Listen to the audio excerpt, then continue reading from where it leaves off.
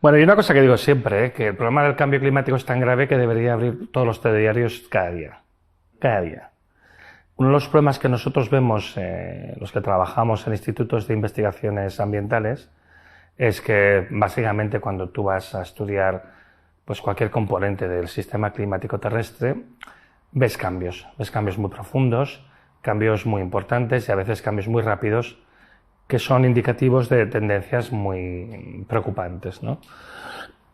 Entonces, en el caso concreto del océano, esto es una cosa que poca gente sabe, o bueno, que no se suele decir mucho. El océano es el gran reservorio de calor, el gran reservorio termodinámico del planeta Tierra, del sistema terrestre. Tiene una gran capacidad de almacenar calor, mucha más que la atmósfera. Y de hecho, esto es lo que ha hecho que, por ejemplo, a principios del siglo XXI, la temperatura de la Tierra no aumentaba tan deprisa como estimaban los modelos. Seguía aumentando, pero no aumentaba tan deprisa debido al hecho de que el océano estaba reteniendo una parte muy significativa de este calor, más de lo que se pensaba. Y eso también ha hecho pensar que hay que mirar más hacia el mar, y mirar más hacia el océano, porque es una componente indispensable, hay que entenderla muy bien. Una de las dificultades de tener medidas en el océano es que es difícil de observar, ¿no? Porque tú en medidas que la atmósfera, pues la atmósfera es mucho más accesible, el océano es un medio mucho más complejo, sobre todo cuando tienes que ir en cierta profundidad. Nosotros ahora, con las medidas de satélite, pues podemos tener medidas sobre una vasta área, podemos cubrir todo el océano global en cuestión de muy pocos días o incluso diariamente combinando varios satélites, y podemos tener una idea bastante buena de cómo se está comportando el océano superficial, que es la parte que interactúa más con la atmósfera, ¿no? Y entonces, bueno, esto nos está dando señales de cambios muy importantes que se están produciendo. Y esto es justamente mi trabajo. Yo trabajo en el Departamento de Oceanografía Física y Tecnológica del Instituto de Ciencias del Mar y justo, digamos, mi especialización es la oceanografía por satélite. Yo trabajo sobre todo con una misión en concreto, que es la misión SMOS, de la Agencia Espacial Europea, que es un satélite que mide la humedad sobre tierra y la salinidad cuando el satélite vuela sobre el mar, ¿no? La concentración de sal en el océano, que cambia según los distintos puntos del océano y que además es muy importante porque nos da una idea de cuál es el equilibrio de las masas de agua y al final la influencia que tiene en la transferencia de calor entre las distintas zonas del planeta, ¿no? La transferencia de calor y de humedad y demás, ¿no? Y bueno, en el curso del trabajo que nosotros estamos haciendo para la Agencia Espacial Europea y el propio trabajo de investigación que hacemos nosotros, pues integramos distintas variables de observación oceánica y demás. Y una cosa que estamos observando es que desde el año 2016 se ha producido un fenómeno de aceleración. O sea, la temperatura está empezando a subir de una manera bastante más rápida. Además, ahí es un cambio muy brusco. Es como un cambio de pendiente, un cambio de tendencia. Ya son 5 años que lo estamos observando y se manifiesta prácticamente en todas las variables que miramos, que incluye pues la temperatura, incluye la salinidad, incluye la elevación del nivel del mar, incluye y tiene efecto incluso también, posiblemente, esto todavía no hemos estudiado con detalle, en la clorofila, la producción primaria de los océanos, ¿no? En cuántas algas hay, por así decirlo. El océano es algo que es lento en reaccionar. O sea, el océano tiene una gran masa y una gran capacidad de absorber energía. Cuando tú ves cambios rápidos en el océano, quiero decir, por comparación con el océano, todo el resto del sistema terrestre, pues, tiene mucha menos capacidad de reaccionar.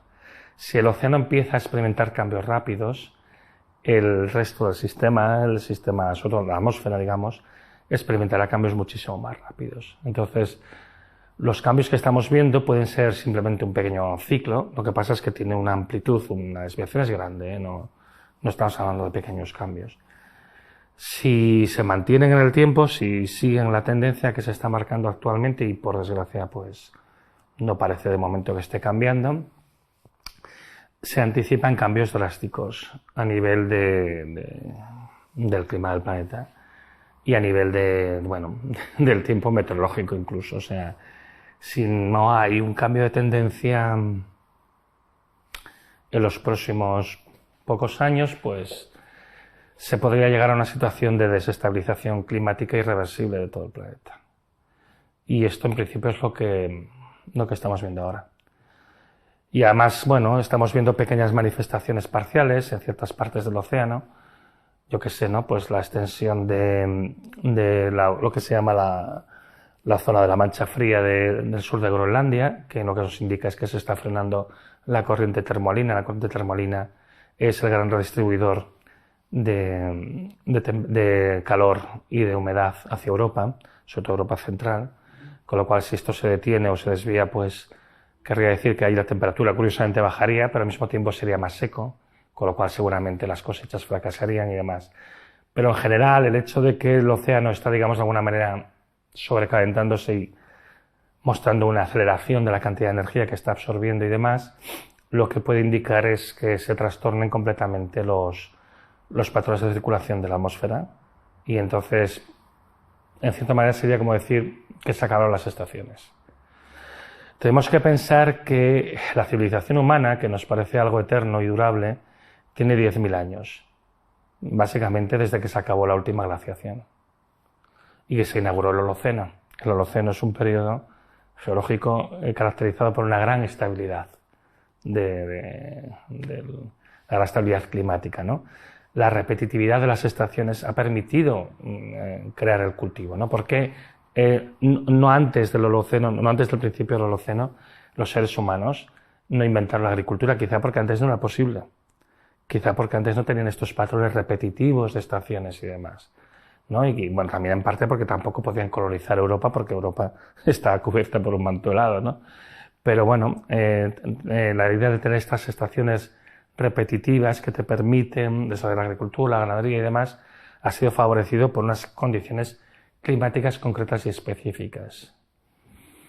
Este año hemos visto un poco un adelanto de lo que puede ser un planeta desestabilizado cuando cayó el vórtice polar sobre Texas, que durante unos días hacía más frío en Texas, que está al lado del Golfo de México, en una zona tropical, que en Alaska. Hacía más frío en Texas que en Alaska.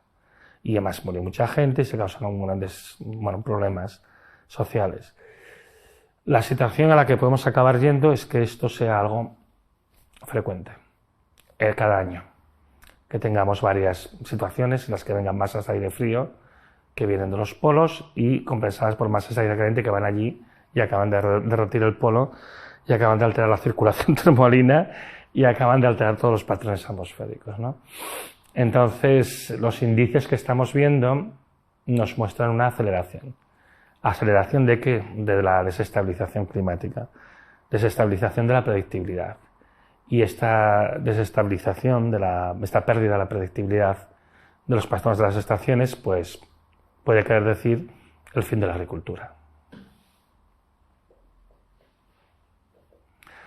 Es un mensaje horrible. Yo el tema lo que anticipa lo que está pasando en el océano es un mensaje horrible.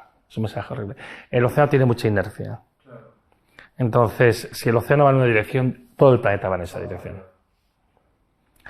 Entonces, pues es un fenómeno cíclico, ¿eh? No podemos descartar que esto sea un fenómeno cíclico. O sea, no podemos descartar que esto sea, una amplitud, un fenómeno de gran amplitud que sube y que luego baje y seguimos subiendo por culpa del cambio climático, pero que la gran amplitud que vemos ahora, la gran desviación que vemos ahora, tenga una duración corta. Esperemos que sea así. Porque si no vamos a notarlo mucho, en 5 o 10 años más lo vamos a notar un montón, ¿eh? Lo vamos a notar de una manera atroz.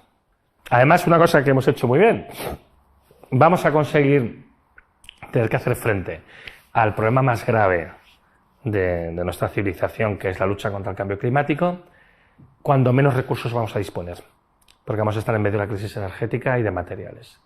Entonces, en ese sentido, se tiene que reconocer que la sincronización de crisis no puede ser más perniciosa. Es lo que hay.